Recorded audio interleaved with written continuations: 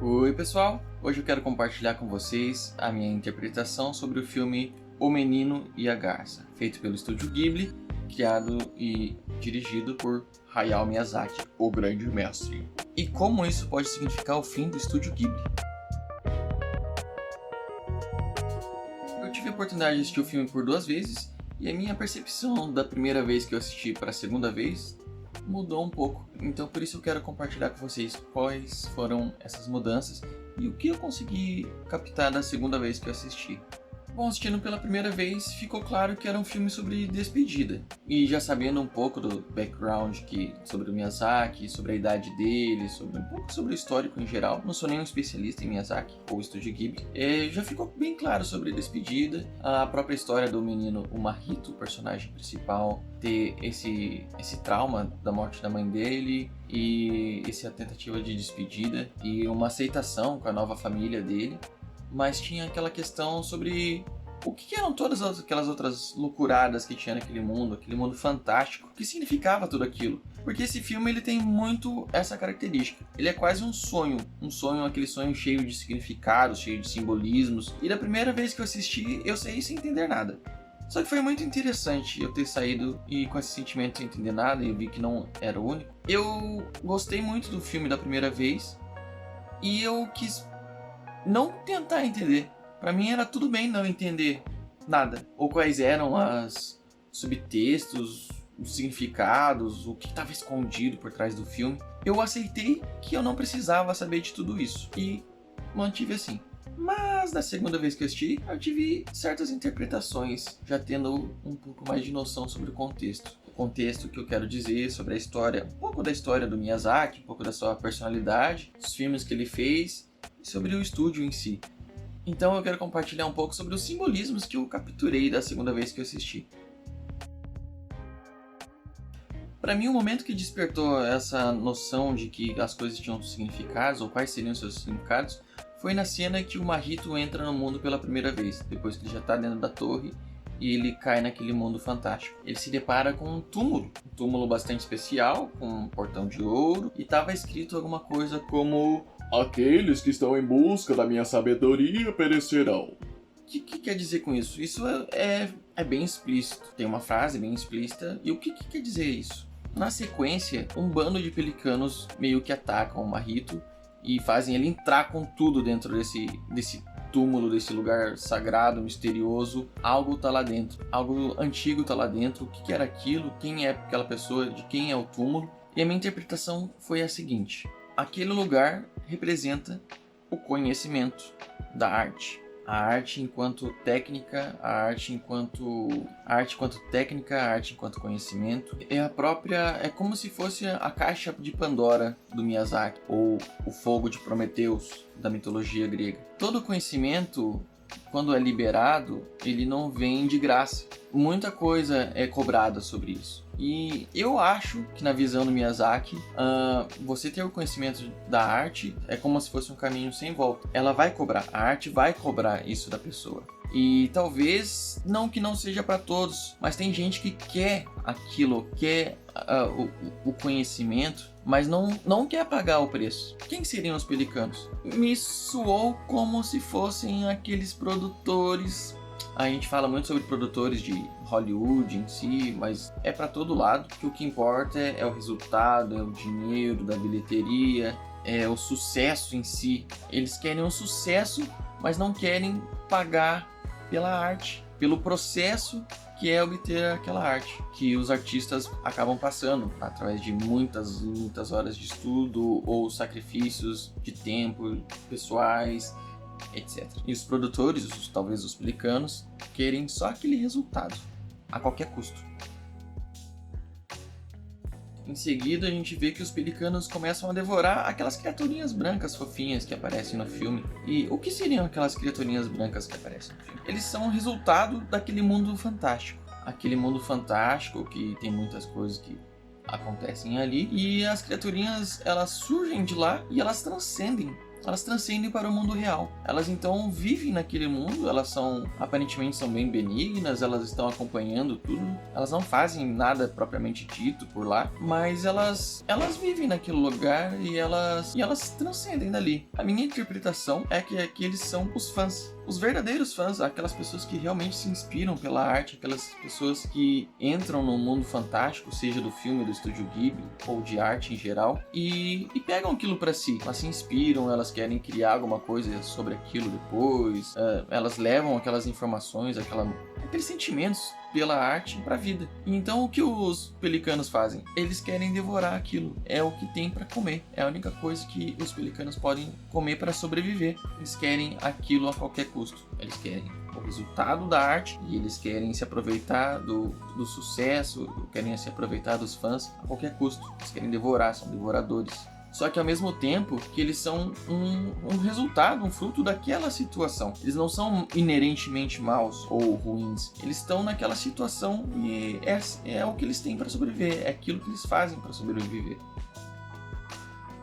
É interessante falar sobre produtores e afins, algo bem estritamente do mercado, da indústria de animação. Não é à toa que tem alguns personagens, como a própria Garça, que é dito que representam um dos amigos produtores do Estúdio Ghibli. Então representa um pouco a amizade que eles tinham. Então tem a personagem Kiriko, que é uma das idosas que entra, e ela tem uma vida naquele lugar, uma vida própria, uma história lá, que ela é pescadora, e ela vende aquele peixe para pescadores que já estão mortos. Pescadores que já estão mortos que não têm capacidade de pescar por si só. Fiquei em dúvida sobre o que exatamente isso significa. Você tem alguma teoria sobre isso? Mas me soou que a Kiriko, ela é alguém próximo do Mahito. Mahito que representa o próprio Miyazaki no filme. E não só é alguém próximo, mas como reconhece a honestidade dele naquele trabalho e nota que a morte dele ronda ele. A morte do Miyazaki ronda ele. A gente tem uma teoria de que talvez ele esteja velho e logo possa morrer. E o que é aquele mundo? Aquele mundo de fantasia é a criação. É todas as ideias do Miyazaki, a criação dele, do Estúdio Ghibli, com os outros artistas que sejam. É quase um mundo de escapismo e imaginação, fantasia. É a representação da criatividade dele e do trabalho, que está tudo dentro daquela torre. E a torre, na minha visão, representa o próprio estúdio. E a gente já vai chegar lá no final do estúdio. Mas antes eu queria falar sobre quem é que vive lá. Vocês lembram dos periquitos? Tem o periquito rei. Quem seriam eles se tudo aquilo lá é um mundo de uma criação do próprio estúdio Ghibli? Ou o próprio estúdio Ghibli dentro daquilo? Na minha visão, eles são os próprios trabalhadores. Eles são toda a classe operária, os artistas que fazem aquele estúdio acontecer em várias frentes, sejam os artistas ilustradores, animadores, parte de produção, tudo que montam um estúdio, faz um estúdio rodar. Na minha visão, são eles. Eu não sei se vocês notaram, mas eles têm uma pegada de união entre eles. Eles são quase revolucionários. Inclusive tem alguns posters na parede mostrando que eles estão montando um sindicato. E além disso, mostra algumas cenas que eles estão querendo a todo momento devorar o Mahito. Eles não se importam se eles devorassem o Mahito. Eles querem isso, na verdade. E aí então a gente tem a figura do rei, que representa talvez um líder de sindicato ou alguém que queira montar uma união dentro do estúdio. Será que isso está acontecendo lá? Será que isso acontece? A gente sabe disso nos outros estúdios, está acontecendo bastante. Não vou entrar no mérito se é interessante ou não. Eu acho interessante, sim. Mas talvez esteja acontecendo ou aconteceu em algum momento dentro do estúdio. E o rei, ele... Eu já vou falar sobre o rei. Antes de falar sobre o rei, vamos para a última parte, que é a passada de bastão pro Mahito, que o Mahito não aceita. O tio-avô, ele é uma espécie de demiurgo. Demiurgo, para quem não sabe, ele é um conceito mitológico que é quase como se fosse um deus, mas ele não é um deus. Um deus, ele cria tudo do zero. O demiurgo, ele pega a matéria que já existe naquele mundo e molda, constrói aquilo a sua visão, a sua vontade. O artista, o dono daquele mundo, a pessoa que está liderando aquele mundo, o tio-avô, ele é uma espécie de demiurgo. Ele só pega as peças e ele organiza de uma forma que as coisas se mantenham de pé e que funcionem. E aí, mais um simbolismo. Aquela pedra, o que seria aquela pedra? Na minha visão, aquela pedra é a matéria-prima da criatividade. Poderiam ser as vivências das pessoas, de cada ser humano, cada artista, as coisas que acontecem no mundo, as outras ideias. Ela tá lá e ela mantém aquele mundo, mas é preciso organizar aquilo tudo. E esse é o trabalho do demiurgo. Então, se o tio-avô, o demiurgo, ele quer passar esse bastão, ele quer que alguém possa fazer isso.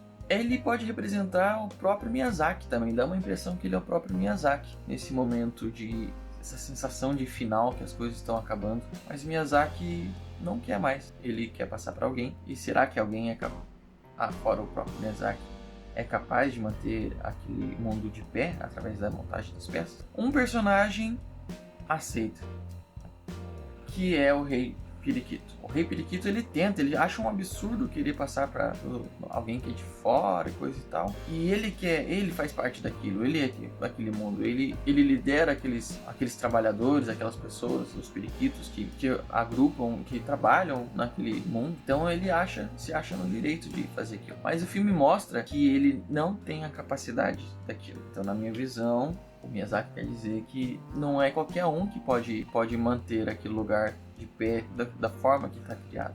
Por mais que queiram, não é qualquer um que vai conseguir. Então o que acontece quando o Rei Periquito tenta assumir, controlar, tudo desaba. Não há um sucessor. Aqueles que acham que podem dar continuidade não têm a capacidade disso. E então aquele mundo desaba. É o fim daquilo. É o fim do legado. Marrito leva consigo umas pequenas peças para talvez manter a memória sobre aquela história, aquela vivência, mas a garça diz para ele: não se preocupe, você vai esquecer disso. As coisas são transitórias. O tempo faz as pessoas esquecerem daquilo ou darem outra importância. Então eu acho que na visão do Miyazaki, ou daquele que representa a garça, acha que, independente do sucesso que teve, ou todo aquele mundo que em algum momento foi muito grande, importante, uma hora ou outra vai desabar, vai acabar e vai ser esquecido. Ou vai deixar alguma marca, mas que talvez não seja tão relevante quanto algumas pessoas pensam que seja. Na verdade, só o próprio tempo vai dizer quão relevante alguma coisa é ou não. Mas aparentemente, na visão do Miyazaki, é algo meio, talvez em certo ponto, pessimista ou realista, não sei. E que o tempo vai fazer as pessoas, ou ele mesmo, esquecer daquilo. E o legado do estúdio, que é toda aquela construção, vai chegar ao seu fim em algum momento. Ou talvez já esteja chegando ao seu fim. Enfim, é isso. Eu acho que é um filme que é cheio de possibilidades de interpretações. Me sinto às vezes meio louco, porque eu tô pegando um pouco da minha experiência, meu conhecimento prévio, que eu sei sobre eles, que eu sei sobre o estúdio, e a minha própria vivência trabalhando na indústria de animação. E eu espero que eu possa ter contribuído ou despertar algumas novas ideias para vocês sobre o filme. Coloquem aqui o que vocês acharam também, se vocês tiveram as mesmas ideias ou alguma ideia bem diferente sobre esses elementos fantásticos. De qualquer forma, é um ótimo filme, é claramente uma despedida do Miyazaki. Talvez quem nunca tenha ouvido falar sobre o Miyazaki em si ou o Estúdio Ghibli tenha uma outra interpretação que eu acho que é muito legal também, talvez ter isso. Mas eu gosto dessa coisa de tentar entender o que foi passado ou qual que é esse legado que o Miyazaki, um dos maiores mestres vivos de animação, nos deixou. Então é isso, pessoal. Espero que tenham gostado. Até mais.